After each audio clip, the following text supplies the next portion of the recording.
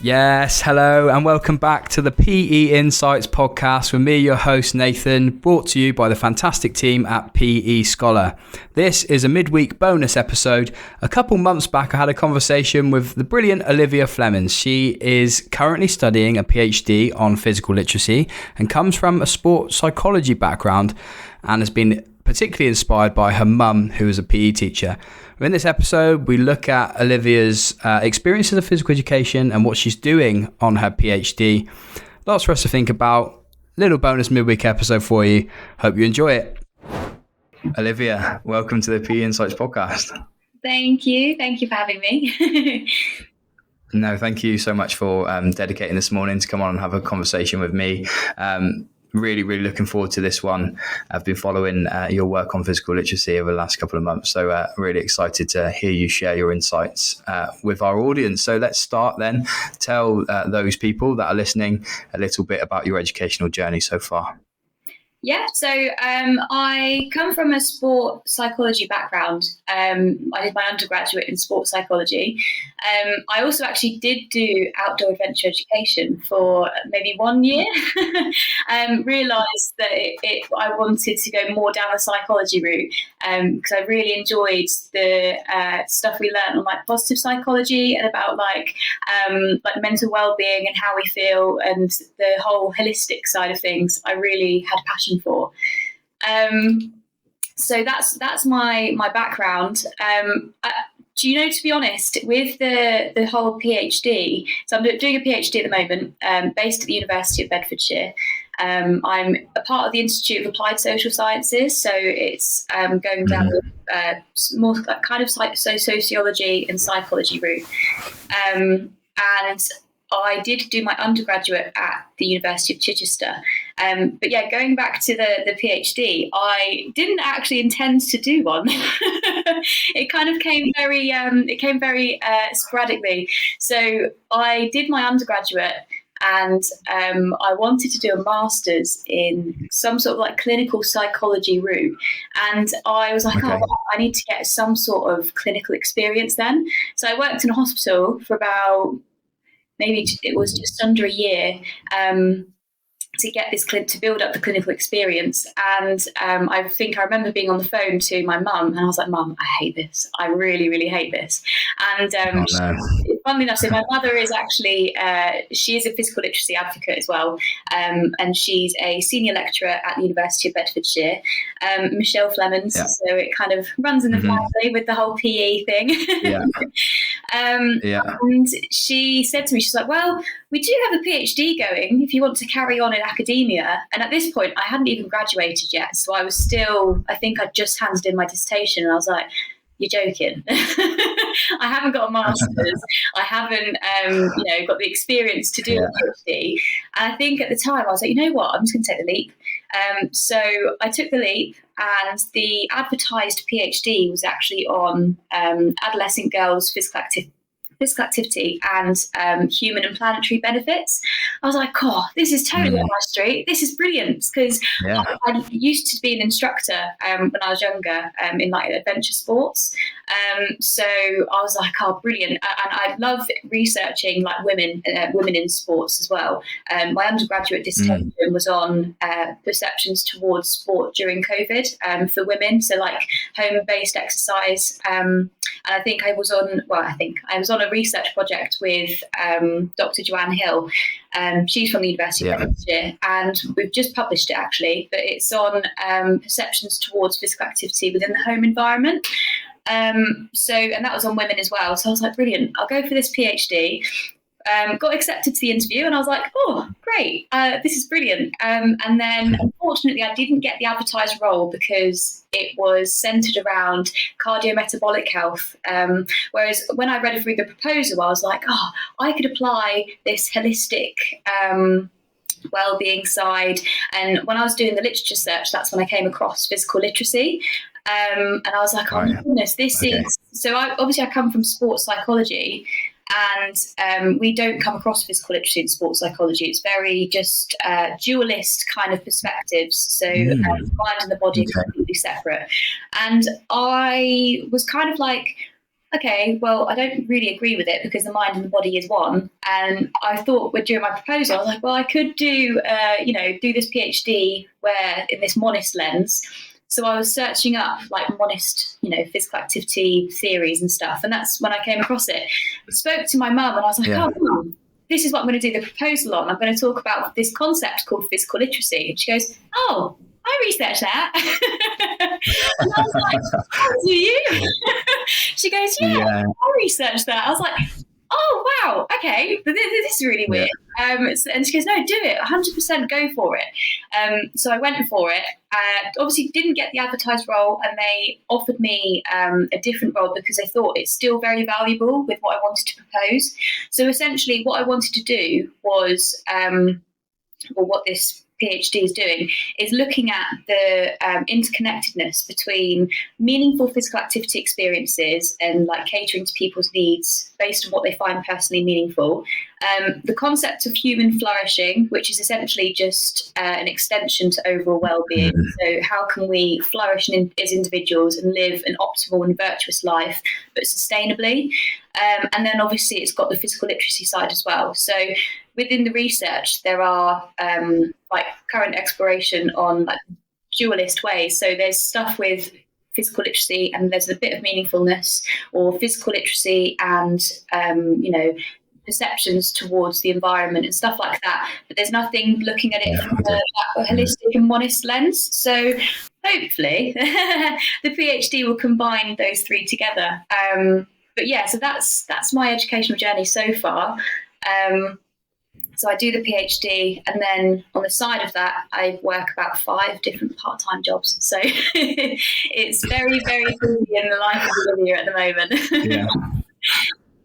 And you like to enact a physically active life as well, don't you? I know you like to be outdoors and moving, and you're passionate about sport and physical activity yourself.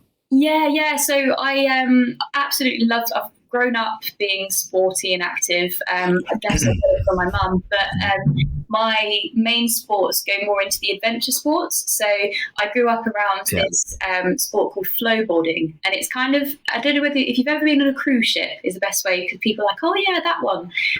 You go on a cruise ship and you've got that artificial surf machine. So I used to do that when I was younger. I used to be the instructor for that as well. Amazing. Recently, we actually stayed at Retallick Resort, where there's one. That's the one. Yeah. I spent the morning watching an instructor zipping up and down on that a couple of weeks back. It was really good fun. That's exactly the one. And it's honestly, I had so much joy and empowerment when I was doing it. And we did loads of sessions for schools, and we did loads of sessions for people with special educational needs. And to watch their faces when they get things right is the most it just gets your heart feel really warm inside, and just watching them have fun. So when you go onto the flow rider, people go onto it, and it's really scary because it's really fast water. They don't know what's going to happen when you get to the very top because it's all white water. And they're like, I don't want to do this. I'm like, come on, you can do it. It's okay. You're fine. And when they do it, their faces, it's like the best thing ever. So yeah, come from that background. Recently got into running, probably about this time last year. And it's now my primary sport. So I had an injury flowboarding in 2018. So it meant that when I do flowboarding or surfing, I get a lot of pain. So I was thinking about ways to change it around. So running is my go-to at the moment. Yeah, and amazing. I'm assuming you love the water, so you get in when you can, when the weather's a bit better, maybe. Absolutely, yeah. So I used to live in Chichester for my undergraduate, and we were down by the East Witterings is where we go surfing. So I used to do that all the time. And obviously, I moved up to Bedford to do the PhD. There's a water park literally just around the corner from where we live, Box End Water Sports Centre. So hopefully this summer I'll be getting into wakeboarding. Yeah. Perfect.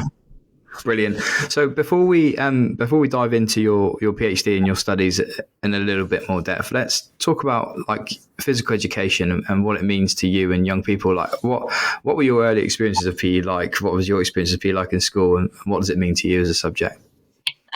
So PE as a subject, I think when I was younger, in my eyes, it was just an opportunity to have fun.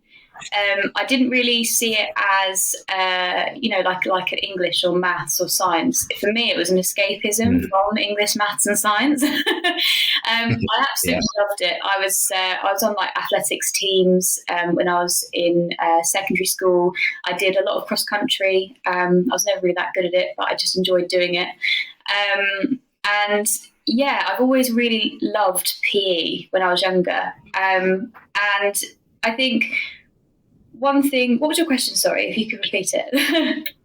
Yeah. So physical education, what does it mean to you in terms of like, well, maybe talk about what your experience of PE were like. Were they positive? Because at the minute you're someone who is a real advocate for physical activity and movement and positive relationships with Movement for Life, right? So did PE help shape that, or were there any things that happened in your PE experiences that maybe challenged that?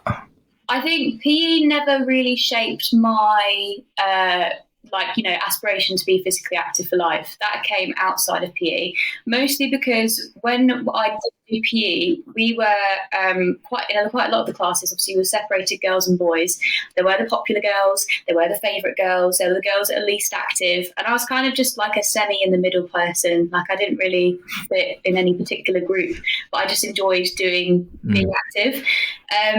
And it was also very much based on sport and like netball or rounders, and it was always the same, like being repetitive. And like I hear about like my sisters. I'm one of 8, so lots of siblings.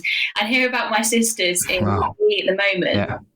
And they say like, oh, we did dance and we did yoga and we did. Some schools do forest schools now in PE, and I never had that opportunity. So I wouldn't say it really inspired me. And I don't think my PE teachers, some of them were really, really good, to be fair. There were some that were quite inspirational, but there were some PE teachers that were just very much, they focused on the good people. So like the popular group, they would put all of their energy in, and then they would just kind of like disregard the rest of the class. And it's actually happened to be quite common in like girls' PE. Like I'm not the only one that's obviously expressed that story. I've had friends that said the exact same thing, and they've come from different schools. That's kind of like my struggle that I had within PE. Obviously still enjoyed sport, but I just didn't really enjoy the culture within the classroom. That was the main thing that probably didn't inspire me. But it mostly just came outside. So my mum was a PE teacher, brilliant PE teacher, but she was one that obviously actually inspired all of us kids to be active. And we used to go on walks all the time, and we used to play those like family games outside. And I remember when we were living in Elstow in Bedford, we did used to go out to like the green, like outside our house. We used to play like family rounders sometimes, so that was always nice. Amazing. It was more my family that inspired me to live an active life. Yeah, and I don't think you're alone in that, in the sense that it's a lot of like the culture that you surround yourself in. But also the family experiences and what you do outside of those formalized settings. Greg Dreyer talks about this quite openly about, what happens away from the formality, like when they're not in that hour lesson that they have to be there. Yeah. But this is me just focusing on your sort of response to that question, because I'm really interested in, and we need to do more to engage girls in physical education still, I think. So what could they have done, do you think, to have made it a better experience for you? I guess not be so exclusive is the one main thing. Like when I was younger, I did think about being a PE teacher, because I didn't want to have children go through the same experience that I went through. But I was also, when I was in that classroom, or not classroom, when I was in the PE class, I would look at the unpopular girls and the girls that really didn't enjoy being active in their classroom, and they were the exact same. They hated PE because they always felt like like just very inferior. And if I was delivering something, I'd never ever want anyone to feel like they're being cornered into like, you know, the side almost because they're not popular or they're not sporty. At the end of the day, PE is an opportunity for everyone to have a fun physical activity experience. Yes, you're learning the theory side, but that practical element, it's fundamental for children's health and children's development, because some kids, they're not active outside of school and this is their only opportunity to do so. So if you're a PE teacher and you're in this class or in this session, it's your responsibility to really inspire these people to enjoy the meaning of movement and why it's important to move, but also just to have that fun element, because sometimes there's a lot of focus on fundamental movement skills. There's a lot of focus on how heavy can you lift? How fast can you run? I mean, I know when I was in school and when it was the cross country, I used to really hate it. But it was always about, well, if you're not if you're not top three, then you don't matter. And I was like, oh, well, I'm never going to be top three, so there's no point in doing it. Whereas if I was a PE teacher, and if I was delivering that session, I think, you know what? Enjoy running. Look around you. Look at the trees. Feel the wind, like going, like breezing on your face. How do you feel in your heart? How do you feel in your mind? And it's looking at that, like kind of like mind-body connection, and not focusing so much on you need to do this. You need to get fast. You need to, you know, be better. It's a lot more than that, and that's what will help make a difference, I think.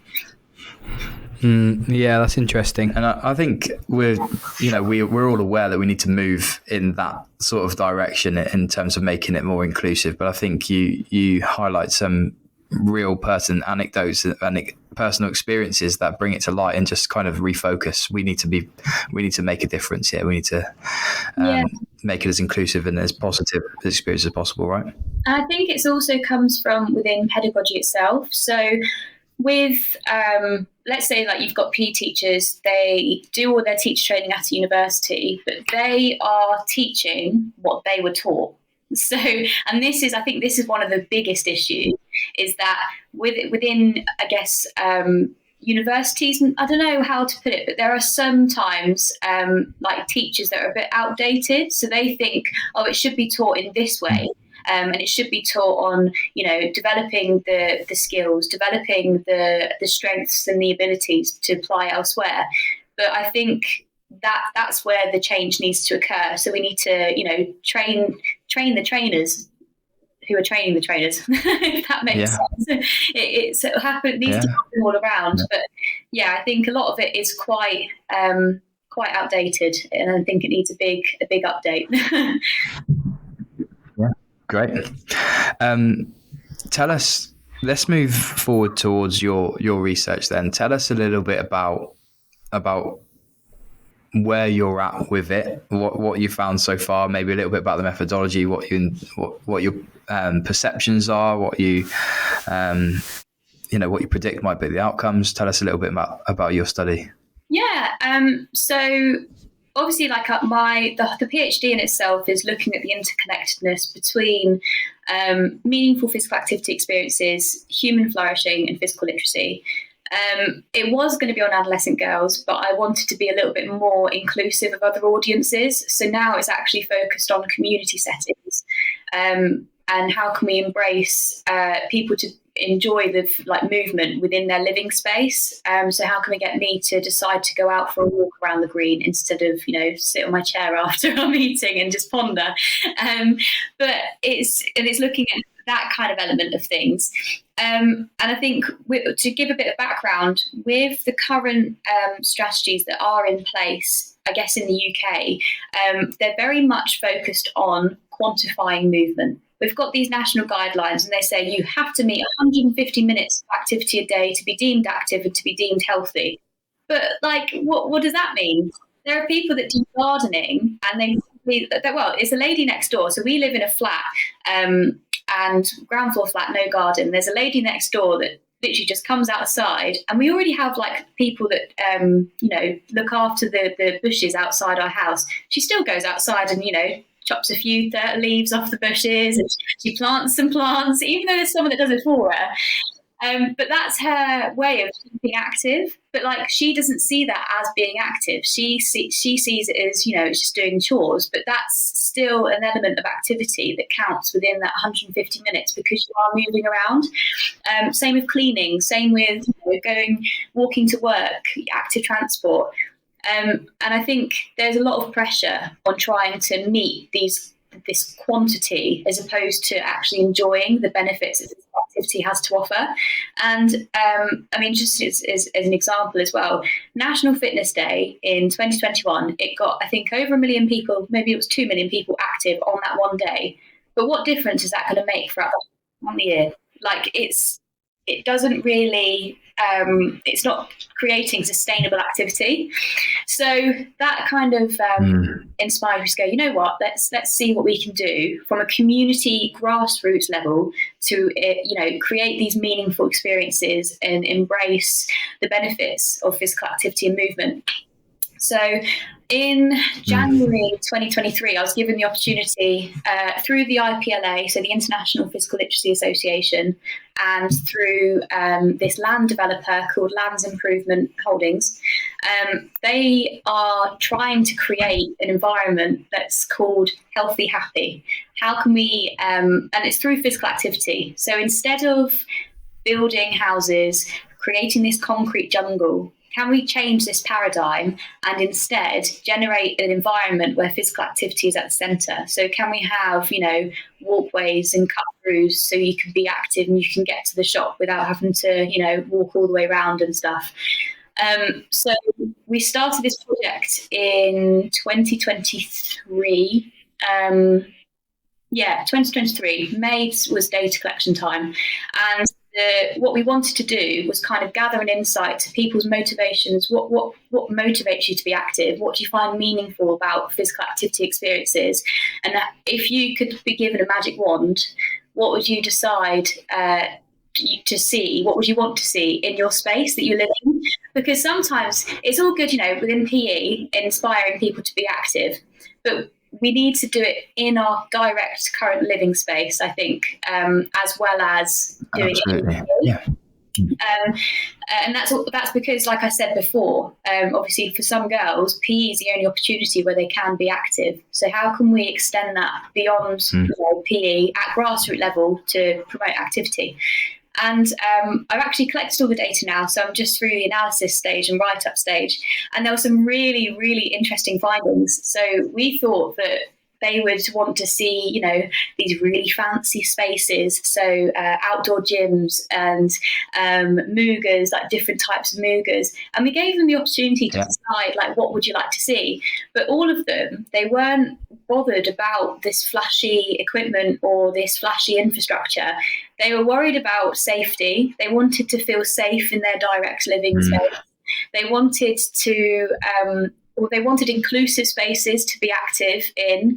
There was a lot of focus around family activity. So not just about personal physical activity, but their family time was so important to them. And there's some really, really good findings so far. And we've taken these findings and we're building this community so that, it's activated and it's community driven. And we've initiated this new project through Sport England called Park Play. I don't know whether you've heard of Park Play, but essentially it's 2 hours every Saturday dedicated to playtime. And we've initiated it, and the comments that we've had so far are like, oh my God, why have we not had this before? Like this, I actually get to spend time with my children and have fun. And it's such a key thing. And I think this sense of community sport and community activity is really, really essential. So that's a part of the PhD. But obviously the aim of it is to create this conceptual framework. So there are two different phases. So one of them is obviously collecting the insight, so using the focus groups. Soon I'll be starting up another study which explores the expert review or specialist review. So I'll be hopefully asking people such as Liz, such as maybe Jordan, and saying, okay, here are the three concepts. How do you feel these could be connected? How do you feel that these could generate a framework for PE teachers, local authorities, delivery stakeholders to use to inform better practice in physical activity. So yeah, that's where it's at the moment. Yeah. Amazing. Yeah, and that it's really aspirational. And a few things that kind of jumped out to me there was, I don't know if this is my own perception, but a park in the daytime is a very different place in the nighttime. Yes. I don't know if that's just maybe a blanket statement, but they can feel sometimes quite intimidating and unsafe places, can't they? Yeah. I'm not saying kids will be outside playing late at night, but for those that want to use a park in their spare time, it has to be safe. We need to make community spaces safe for people to feel free to experiment and explore them. Right. And one thing that really kind of stood out to me as well, and the work that Jordan's doing as well, is how do you think we can bring the community into a school setting to improve the quality of physical education? Have you got any ideas around that? I think having family days, like it's so, even if there's an opportunity for a after school session, bring your parents, bring your grandparents. There are sometimes a lot of grandparents that aren't physically active, and it's the children that have learned from their PE lessons that are then inspiring them to be active. So give them the opportunity to have this, this community drive, and it gets schools involved with the community as opposed to it being school living space kind of thing. So if there are programs that can be initiated through the school where PE teachers can be given the opportunity to deliver fun sessions. So one thing that we found with park play, it's very difficult to get leaders and it's very difficult to get people who live within the community to commit to 2 hours on a Saturday afternoon. But if we, and this is something that we're actually feeding back on at the moment, is that if we got in contact with the PE teachers in the school, obviously, yes, they would have to dedicate 2 hours on a Saturday, so it could be difficult as well. But if we could do that through a school and have school play with families and get everyone involved, I think that would be something that could be quite impactful for the community because it's getting everybody active. So, yeah. That's amazing. I think there's some aspirational sort of projects coming out of this, isn't there? And Park Plays is one of them. But I think that if you come up with that conceptual framework that maybe schools can refer to, because I've spoken to Liz and about physical literacy's place and its impact that it can have on PE as a subject. Yes, physical literacy is a bigger thing, but if it's all about a lot of the things that we were talking about today is to do with intrinsic motivation and developing meaning, and we need to kind of hook into that a bit more. That, like you said, that national National Fitness Day, that's an extrinsic thing. That's a day we've blown up for people to go, oh, this has been celebrated, and maybe it's a day that's organised, so maybe I'll do it for one day, but that's not going to hook them into being a mover for life, is it? So what do you think what are some of the key messages, maybe if you can share this, that is coming out in the framework so far? So you could kind of hit the nail on the head very much when you said that. It's shifting paradigm from extrinsic to intrinsic, looking at, instead of the quantity of movement, into the quality of movement. Yes, we do need this quantity because we do want to develop skills, we do want to develop our motor competencies, but in order to do that, we need to have this, this intrinsic positive feeling about movement from the start. So a lot of the research already states that, you need to develop the skills first and then you need the confidence. But how can we shift that and give someone the confidence through the affective domains at first, and then get them to develop the skills and the motor competencies? Because if we can set this thing in stone, that physical activity isn't just about how good you are and how much you can lift and how fast you can run, it's also about that value of long-term physical activity and the benefits it has to offer for yourself and your own health.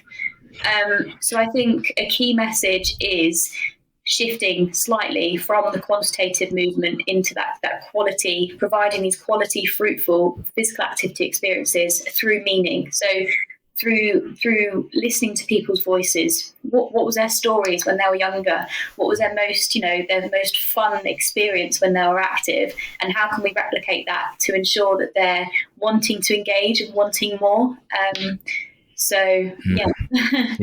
Yeah. Brilliant. And I guess that comes from like the government guidelines around physical activity and the sort of, schools 60 to 120 minutes of physical education a week. Yeah. But there's an assumption there that those 60 to 120 minutes are positive experiences in physical activity or movement.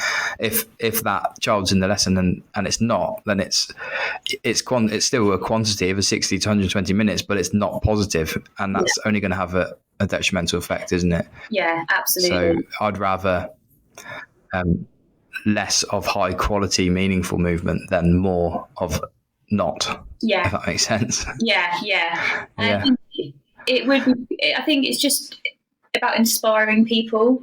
Like, I mean, I know that when I grew up, I didn't really care too much about movement. I couldn't be bothered to walk around like outside of school. If mum said, "Oh, can you go to the shop?" I'd rather, I'd be like, "Oh, I don't really want to go to the shop." But it's about kind of inspiring. You know what? Yeah, I like going outside. I like going for a walk. I think it's inspiration from a PE teacher's perspective is also a key message. Is like, get yourself onto a child's level, put yourself into a child's shoes, and try and explore what is it that they think they would really enjoy. And so I did instruct at Boxholm Park temporarily, and we had loads of schools come in, and we were delivering these like adventure activities for these kids. And there was this one teacher, I can't remember her name, I can remember her face, and she was bloody brilliant because she really got herself onto the kids' level. There was no difference between teacher, student. It was as if it was like a family. It was like she was a mate almost, and she was just there to facilitate as opposed to like teach and command. And it's when I was watching the way that she was, being a teacher, I was like, that's what we need more of. We need more people that are, that it's about this connection that they feel in a PE setting and in a PE class is what they need. And all of these students, every single one of them, there was not one person in that class that was the inactive group or the not popular group. Everyone was all part of a team, and so you can tell the difference between those who were slightly a little bit more shy and those who were slightly more outgoing.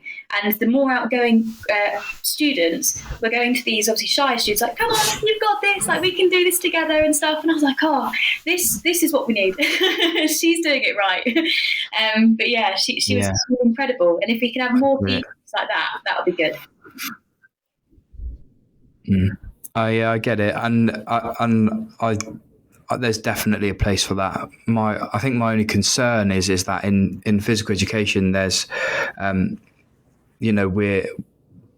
hands aren't tied, but there's a focus on developing motor competence and movement competence in an attempt to hopefully make them more confident, and then they've got a skill set to be active. So with movement at the fore and centre, we need to find a healthy balance between encouraging them, inspiring them and motivating them to move, but also then guiding them around how to move effectively and confidently and safely, those types of things, right? So it's one of those kind of fine balance things, but we need to do more of one that we're not doing as much at the moment. Yeah, I just think it's very, very heavy on the quantity side of things. And that's it's one of the big reasons why people are inactive, because they're being forced to, do these motor skills or perform these motor skills, and they're not good at it. They don't see the meaning or the purpose behind it. If I was in a class and they said, "Oh, we want you to learn how to hit a ball with a rounder's bat," that's wrong. And I'd be like, "Oh, but I'm keep on doing it and doing it and doing it. And I'm not. What's the meaning behind this?" And obviously, yes, there are like motor competencies behind it, but the students don't know that. they don't. They just, it's an opportunity to be active for them. So yeah, it's definitely about finding a balance between the two. But I think at the moment we are lacking that quality side in having those positive experiences. Brilliant. We've kind of talked a little bit about the next questions around what you might suggest PE teachers to do more of, but is there anything else that you would like to see PE teachers do more of in schools? I mean, I obviously mentioned it at the start, but I guess it is just to be a bit more inclusive, and just to ensure that we are, letting everybody take part, adapting to our sessions based on the needs and of the group and of the students, and just making sure that we're not leaving anyone, having anyone being left out. Making sure that we are, yes, we need to develop these motor skills and these competencies, but whilst we're doing that, how can we make it fun? I think that's something that's really, really key, is because when you're older, you look back on all of these positive experiences and that's what inspired you to carry on, as opposed to, having to perform a certain skill. I look back and I'm like, you know what, I really enjoyed that experience and that's what's led me to this, because I found it personally meaningful and positive for myself. So it's kind of just about learning that. I think. Yeah. Great. Yeah, thanks. And there's a big movement around meaningful physical education at the minute, and there is underpinned by that, essentially, that giving students choice and voice and opportunity to reflect and making learning personally relevant to them, appropriate challenge, making it fun, even delightful over longer periods of time. So it sounds very much like that's the sort of what you'd like to see more of, which is great, because there is that meaningful PE framework is getting traction and it is moving forward. Obviously it's one approach, but it's one that you obviously agree with. Yeah, and I think you said about the reflection, and that's another key message I think that's really fundamental. So making sure that, yes, PE teachers are reflecting on their practice, what they found positive, what they found negative, because sometimes we skip the reflection and we just teach because that's our job, well, how can we be more reflective in order to improve, but also how can we get the children to reflect? I think that's one thing as well, because if we allow children to understand what is meaningful and what's positive about their physical activity experiences during PE, we can let them, kind of gather their own meanings through reflection. I think that's something that's really fundamental. And I was in India a couple of weeks, maybe 3 weeks ago now, and we were introduced to this PE curriculum, and that was one thing that they were doing, or that we encouraged them to do, was, yes, we want to reflect on the teacher's practice, but can we reflect on the student's practice? And can the students reflect on the teacher's practice to let the teachers become better and, to actually cater to their needs and listen to their voices? So that was another, key message as well. Yeah. Brilliant. Lots of really pertinent things to think about. And it's nice to, in terms of your positionality, it's really good to get your thoughts as well, because you're kind of from the outside looking in, but from a very knowledgeable and experienced position. And from that, so it's really, really pleasing to hear that. What's next for you then, Olivia? If we fast forward to maybe a nice celebratory moment and the PhD's done and you've defended and you've got the floppy cap and it's all yours. What's your ambitions moving forward? What would be next for you? Because you said you stumbled into this PhD. I wonder whether there's a bit more clarity for the future. There's definitely more clarity for the future. I think I would just like I want to stay at grassroots level. I think that's where I feel I thrive a lot more. And how can I, as a physical literacy advocate for physical literacy at grassroots level? So I'd like to hopefully start, delivering workshops or helping workshops to PE teachers on how to, emphasise physical literacy within practice. I would like to, so I'm currently obviously working with the IPLA, International Physical Literacy Association. I'd like to continue working with them because the work they do is absolutely incredible. And what I've learned so far from my experience with them is so much. Like the way that they advocate for this concept is just brilliant. And I'd like to kind of follow all their path, which would be quite nice.